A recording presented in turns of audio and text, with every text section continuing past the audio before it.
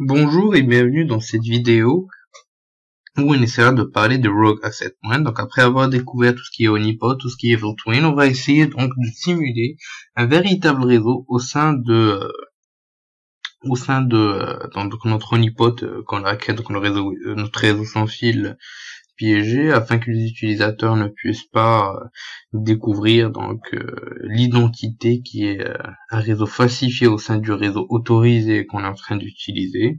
Donc on va découvrir le principe du Rogue Access Point et on va aussi voir comment on pourra configurer ce dernier et le lier à notre interface réseau interne. Sans plus tarder, le plan de la présentation est le suivant. Nous allons commencer par une petite introduction, suivie par là où on mettra en œuvre le Rogue Access Point. Donc le Rogue Access Point est un réseau sans fil non autorisé qui est connecté au réseau utilisé. Donc c'est une sorte de backdoor des réseaux sans fil. Donc il a été instauré pour bypasser les différents contrôles de sécurité tels que le firewall, IDS, WinIDS ou encore HIDS. Donc on a un petit exemple ici. Donc le truc qui laisse le Rogue Access Point extrêmement efficace, c'est pouvoir disposer d'une antenne assez puissante pour dépasser le réseau qui est donc le réseau qui est autorisé à émettre le signal. Donc après, ce Rogue Access Point sera directement connecté au hacker qui va donc manipuler le trafic des différentes cibles comme il veut. Sans plus tarder, allons découvrir ça ensemble et en vidéo. Une fois au niveau de Kali Linux, la première chose à faire est de pouvoir vérifier notre carte Wi-Fi et pouvoir lancer à Camon Engine notre carte Wi-Fi en mode monitoring. Comme vous pouvez le voir, on attend quelques secondes le temps du chargement de cette dernière. Ensuite, on va killer comme d'habitude les différents processus susceptibles de nous créer des problèmes.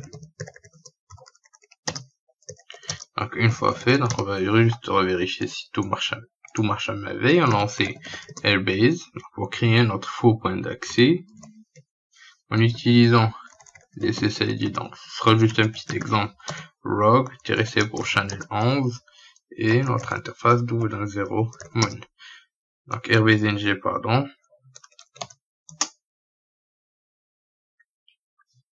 Donc voilà, il a été créé, donc il a été assigné à l'interface AT0. Donc maintenant nous allons ouvrir notre interface. Donc il faut savoir qu'il faut déjà avoir les outils Bridge Utils qui sont ajoutés. Sinon il faudra les installer grâce à la commande apt-get install bridge-utils.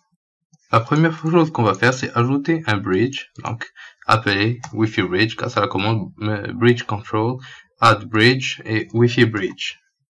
Maintenant, on va ajouter les deux interfaces, donc H0, notre interface locale, ainsi que l'interface créée par Airbase, qui est AT0, à ce bridge. Et on va activer ces interfaces grâce à la commande suivante, donc il faut confier H0 et AT0 app. Maintenant qu'on c'est fait, on doit activer l'IP forwarding afin de permettre la transition des paquets à partir de notre interface. Enfin, de notre ordinateur, quoi, notre machine attaquante.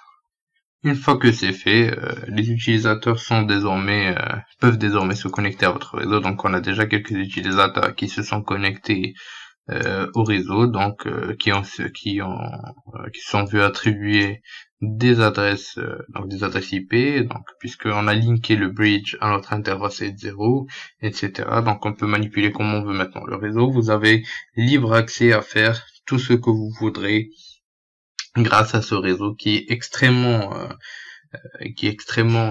semblable aux réseaux qui sont autorisés pour la connexion des différents clients. Donc cela reste une mesure extrêmement intéressante et je rappelle que maintenant, donc dans la prochaine vidéo, nous allons voir comment effectuer des attaques man in the middle, airdropping ou encore session hijacking. Donc c'est extrêmement intéressant, extrêmement dangereux. Donc ce que je vous conseille, c'est de ne pas utiliser ça à des fins non légales. Donc on est là pour vous apprendre comment utiliser les attaques et non comment détruire. Donc c'est principalement pour la défense. Pendant cette présentation, nous avons pu découvrir comment mettre mettre en œuvre une attaque de type Rogue Access Point qui reste extrêmement intéressante. Allons voir d'autres vidéos qui sont intéressantes par la suite, telles que les MITM, Eavesdropping, Session Hijacking, etc. Et les vidéos qui vont suivre seront extrêmement intéressantes, donc je vous encourage à bien les suivre, à bien comprendre les bases. Donc je vous dis merci de votre suivi et à la prochaine vidéo.